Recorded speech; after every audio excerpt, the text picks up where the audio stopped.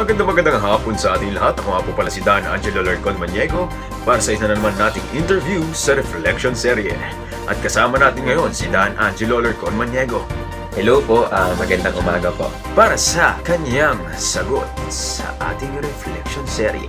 So, Angelo, anong masasabi mo sa CWTS NSTP? Salamat po sa magandang katanungan na iyan. At ang masasabi ko lamang po is sobrang nagpapasalamat po kay Ginoong RJ Calagwas dahil sa kanyang ibinahaging kaalaman sa amin. Lingid sa kaalaman ng marami, si Mr. RJ Calagwas po ay hindi lamang po nagiging guro sa amin, kundi nagiging isa rin pong inspirasyon dahil sa kanya pong mga ginagawang pagtulong, sa mga outreach niya, is nabibigyan pa po kami ng kalakasan ng loob upang mas pagigihan pa po ang pagtulong sa kapwa. Dahil kung siya nga po is nagagawa niya, kami pa po kaya.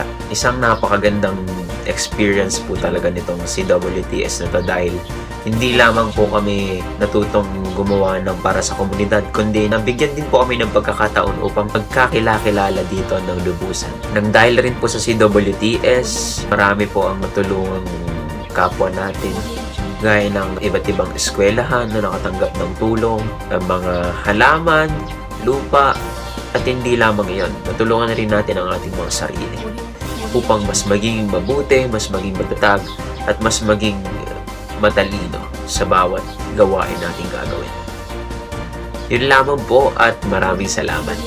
Maraming salamat at yun lamang po. Magbabalik sa inyo, bayan!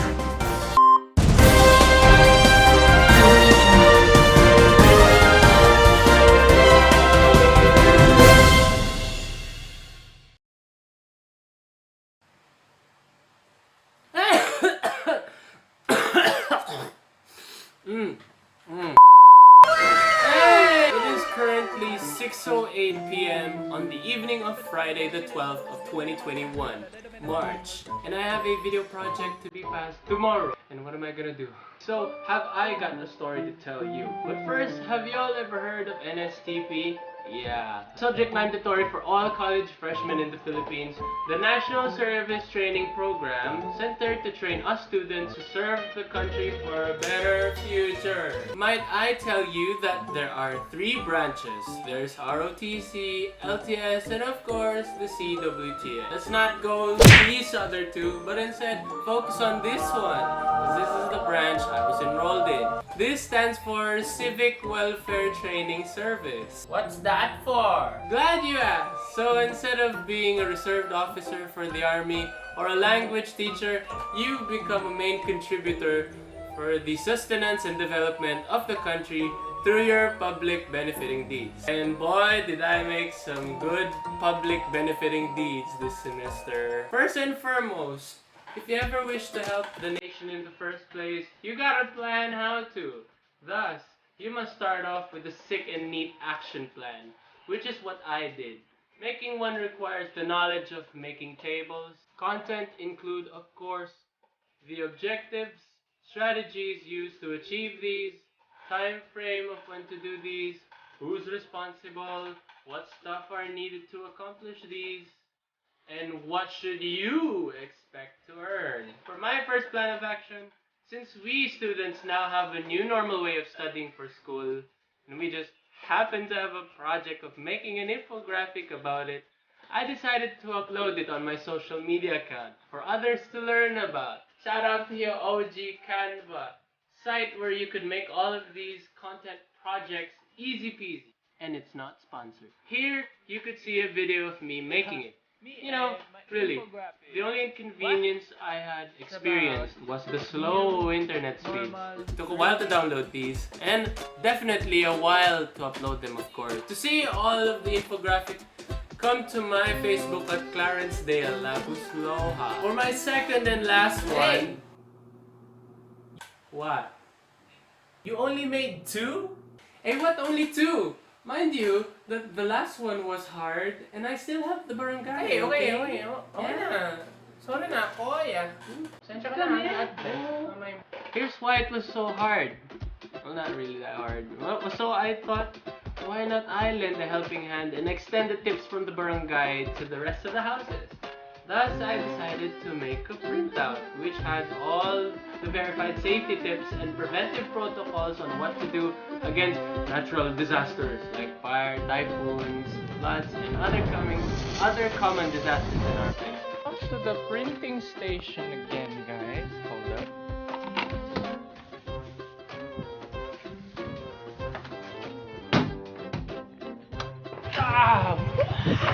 Aloha Mora.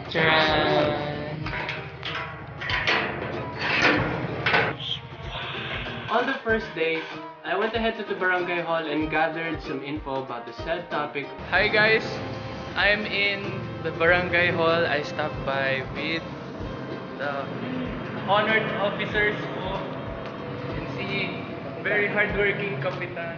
Hello!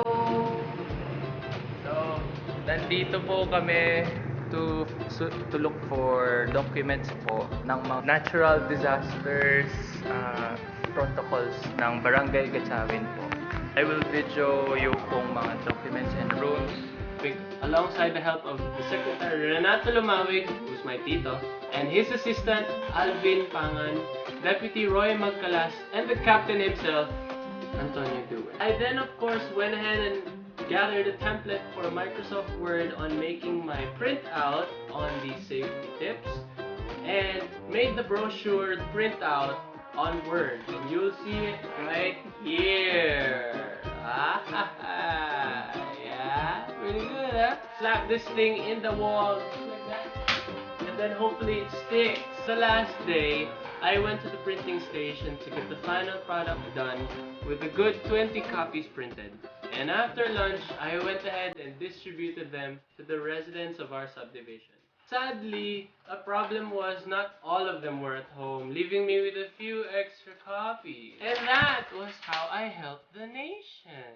Yay! It is 2:29 in the afternoon of March 13, 2021. I just want to say that I've learned a lot as I did these projects, and it made me feel like a significant contributor to the betterment of the Philippines, even through the small deeds I had pulled for the public as an aspiring aeronautical engineer. I felt like I've reached out to those in need or unaware, like especially right now during the pandemic with all these normal learning mumbo jumbo and ever so persistent natural disasters trying to tear us apart. And I've also met neighbors, new and old, and many more people in our place. Surprisingly enough, even through my researches about DepEd's plans, for example, I was able to expand my knowledge and intrigue myself. Like sharing all this stuff creatively also increases the tendency to learn, right? It's quite enjoyable because interesting, right? Because that is my full second semester experience for CWTS and Nstp. And I want to thank all my classmates for helping me get through this together, becoming bright helpers of the nation. I'm an alpha kid, and so are you! Also want to thank my kind teacher, not only for calling out my name during sync classes, often for my kalokohan and the bagong gising moments, but also for making us enjoy this subject and encouraging us to continue bringing the angelite spirit of being helpful and competent forever on as we move forward. Y'all will be missed. Especially you, Sir RJ. So that concludes today's video, and if you like it, please don't forget to fill a minute, eliminate a model, the like button, share, subscribe, and comment, and hit the bell button if you don't want to miss any of our videos, and bye, see y'all.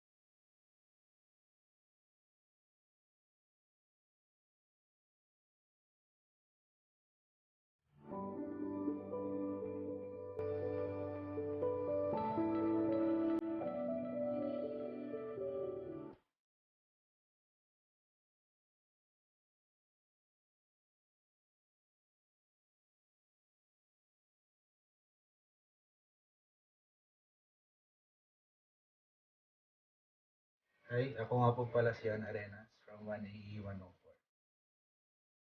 This school year, napilitan tayo mag-shift from face-to-face to online class. Naging mahirap to kasi nasanay tayo na kasama natin yung mga kaklase natin. Nakita natin yung mga teachers at professors natin physically. Pero nagbago lahat yun because of this pandemic. But because of this pandemic, we're also forced to adapt to the changes na nangyari sa paligid natin. And isa doon yung paggawa ng activities online. Yung CWTS, kilala siya kasi dahil gumagawa ka ng mga activities sa labas ng school. Pero, ibang-iba ngayon school year na to. Ginawa natin sa loob ng communities natin, sa bahay natin. And it only shows na we can help the community kahit kasabay tayo. Pwede tayo gumamit ng mga social media accounts, mga technologies to spread awareness and to help other people. Gusto ko rin po magpatiyo kay Sir RJ Calagos for being patient po sa amin. And pinagkita niya po na we can do activities kahit po limited lang po yung time. And thank you rin kasi sir, kayo po yung nagbigay sa amin ng opportunity na mamili ng activities and you did that first us na kung ano dapat yung gawin na activities namin. Binigay niyo po sa amin siya freely and binigyan niyo rin po kami ng ample time to do those activities. So, sir, thank you.